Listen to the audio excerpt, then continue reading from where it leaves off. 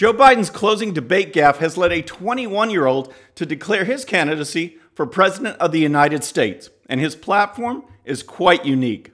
Former Obama officials like Eric Holder aren't feeling the love from the current Democrats running for president, and a dartboard featuring Alexandria Ocasio-Cortez and other members of the squad is stirring controversy. All that and more. I'm Bobby Eberle. This is a 13-minute news hour. And God bless the United States of America.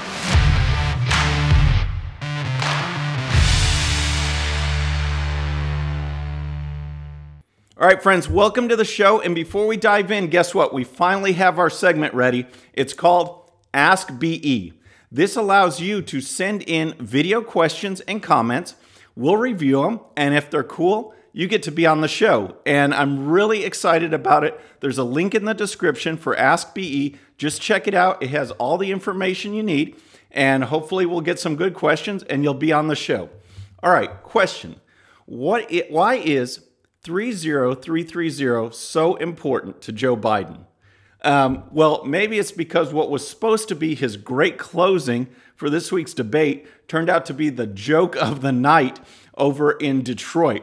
And just as a recap, on Tuesday night, it was part one of round two of the Democrats, and we went over that. So on Wednesday, it was the other 10. The other 10, this is Joe Biden, this is Cory Booker, this is Kamala Harris, Tulsi Gabbard, and others. They had their chance to debate in Detroit, and it was more of the same. I mean, if you want to recap, I mean, you came here for news. All right, here we go. Medicare for all, open borders, jobs for everyone, tax the rich. There you go. But what was interesting, there was a couple interesting things that actually did emerge, and one of them had to do with Joe Biden. So we're not in 1988 anymore. Everybody during their close is going to pitch a website or some kind of social media to get more, contributors, more interest, more volunteers. And Joe Biden was no different, except he kind of goofed. Check this out. We've acted together. We have never been unable to overcome whatever the problem was. If you agree with me, go to Joe 30330 and help me in this fight. Thank you very much. So here's the problem. He wanted people to text Joe to 30330, but instead he made it sound like a website. Go to Joe 30330. So two guys immediately bought joe30330.com and decided to have some fun with it. First, they redirected to Pete Buttigieg's website to give him some extra PR. And then they decided, oh, we'll change that. They routed it to one of their own. And now we have a guy, 21 years old, who's running for president. Check him out. Here's his picture right here. It's Josh Thayer. He's 21 years old. And he even put a campaign video together. Check this out. Hi there, I'm Josh Thayer. And today, I'm launching my exploratory committee for the 2020 presidential race. Now, I may be the youngest candidate by far in this race, but I know I have what it takes. So what's his platform? I mean, is he a serious alternative to Bernie or Biden or Harris or Warren? I don't know. Let's check it out.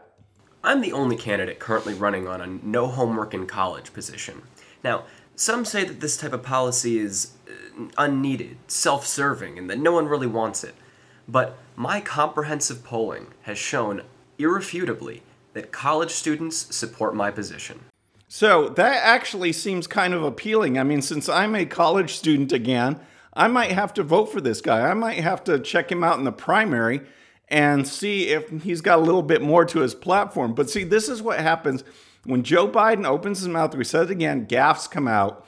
And in this case, people took advantage of it and are having a little fun. But that was pretty much the highlight, except for one other thing. And that is that Obama officials, and probably Barack Obama himself, are sad. They're feeling their feelings are hurt because they're just not feeling the love from the Democrats. Because the crop of Democrats now running for president, as you know, has gone so far left that they end up bashing the Obama administration. In particular, Obamacare, because they want Medicare for all. And Obama's practices of separating families and deportations and all the stuff they're railing against Trump, these are open borders, no rules, people, no vetting, nothing. Let everybody in, including the drug dealers and criminals and all of that stuff, human traffickers. So Obama and his team are not feeling the love. And here's the report from Fox News. While all 10 White House hopefuls on stage during the second night of back-to-back Democrat nomination debates fired away at Republican President Trump, Barack Obama's name was invoked 23 times during the showdown. Some of those mentions were made by frontrunner Biden, who touted administration official achievements during the 2 terms he served as Obama's vice president. But many came from rivals who took shots at Biden by tying him to policies that have fallen out of favor with progressives as the Democratic Party base drifts further left. Specifically, coming under attack were Obamacare, the president's signature domestic policy achievement that dramatically transformed health care in America, and the Obama administration's policy of stepped-up deportations of illegal immigrants. All right, Eric Holder, remember him? The former attorney general, behind the gun running scheme in Mexico, that guy, he spoke out, and here's what he tweeted. He said, "To my fellow Democrats, be wary of attacking the Obama record. Build on it, expand it, but there is little to be gained for you or the party by attacking a very successful and still popular Democrat president." All right, so that's Holder. Robert Wolf, who was a former economic advisor in the Obama administration, he had this to say. Last night was cringeworthy.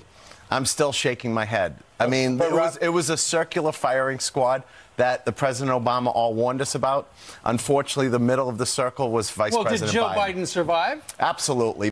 All right, so that was Wolf touting the party line, asking people to step in line. These poor Obama officials are just so sad. They've got their little crying towels. And here's another one. This is Neera Tanden, another senior advisor. She helped in the campaigns and then also served as an advisor to Obama. Here's what she tweeted.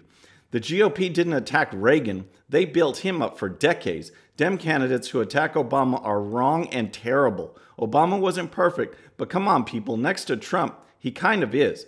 This is my outrage of the day." So can it get any better than this? I mean, seriously, Obama did so much to divide people. All the racial tensions that you see, this escalation, were case after case of Obama trying to stoke negative feelings against police and racial divide, racial tensions, and on and on and on, and an administration that actually had corruption. Case after case, whether it was the gun running, whether it was Benghazi, whether it was the IRS, instance after instance of real corruption, real investigations, and these people just don't know what to say because these Democrats aren't still bowing down to the Obama administration. They've gone so far left that you've got all of this controversy with the candidates, with Obama officials, with Nancy Pelosi, with the squad, all beating up on each other.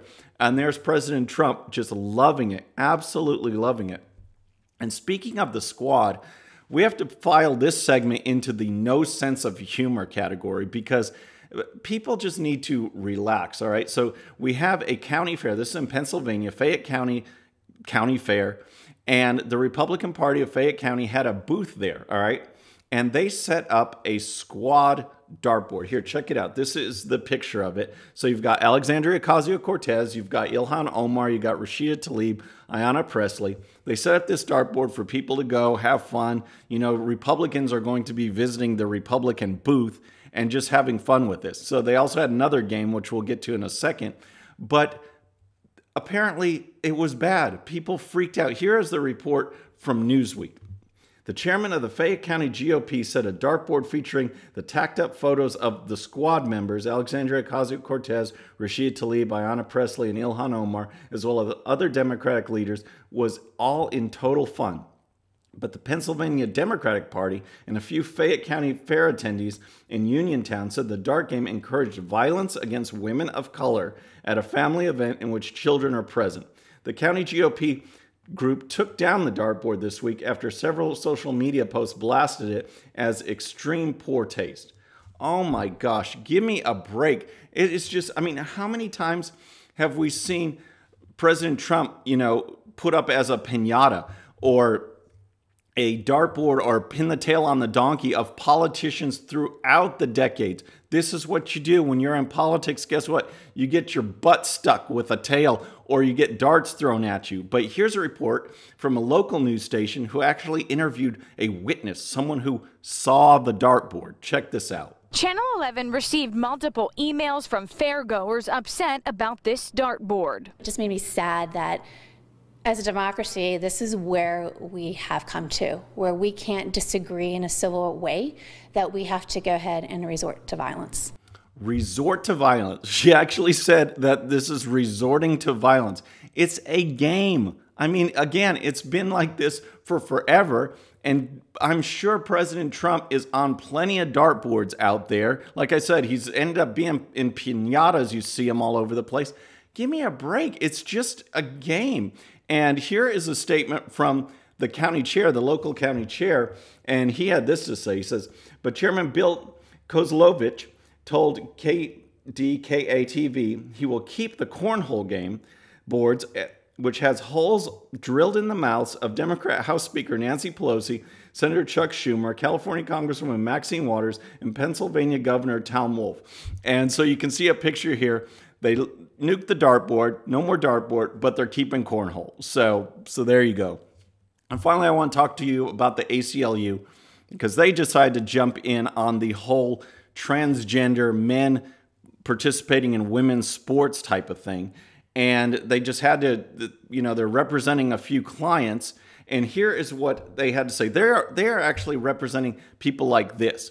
This is a guy, girl, who's been dominating in high school track in Connecticut, and he's allowed to do it, all right? So, according to the Daily Caller, here's what's going on. The American Civil Liberties Union blames inaccurate stereotypes for opposition to biological male athletes competing in female athletics, despite scientific research showing transgender athletes have advantages. Equal participation in athletics for transgender people does not mean an end to women's sports, the ACLU wrote in a tweet on Tuesday promoting the campaign. Trans women are women. Okay, repeat. Trans women are women. Give me a break. We've seen this over and over again. And here's more from the Daily Caller. A recently published paper in the Journal of Medical Ethics found that suppressing testosterone levels in male athletes isn't enough to eliminate their natural advantages over female athletes. The paper concluded that male athletes who identify as transgender women have an intolerable advantage over their female competitors. A spokesman for the ACLU declined to comment, recommending instead that the Daily Caller News Foundation reach out to liberal academics who support including biological males in female team sports.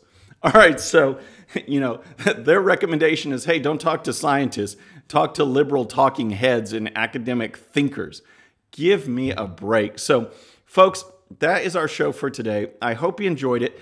Please participate in the Ask BE segment. I think it'll be a lot of fun. Again, the information is on a link in the description. Check that out. Have a great weekend. Please subscribe. And when you do, please hit that bell so you'll be notified. I'm Bobby Eberle. This is a 13-minute news hour.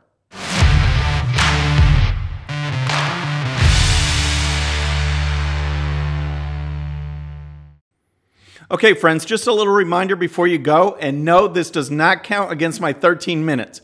Please hit the subscribe button below and tell your friends. And if you happen to miss our last show, you can check it out right here. And also for great conservative news and commentary, please check out GOPUSA.com. All right, folks, we'll see you on the next show. Have a great day.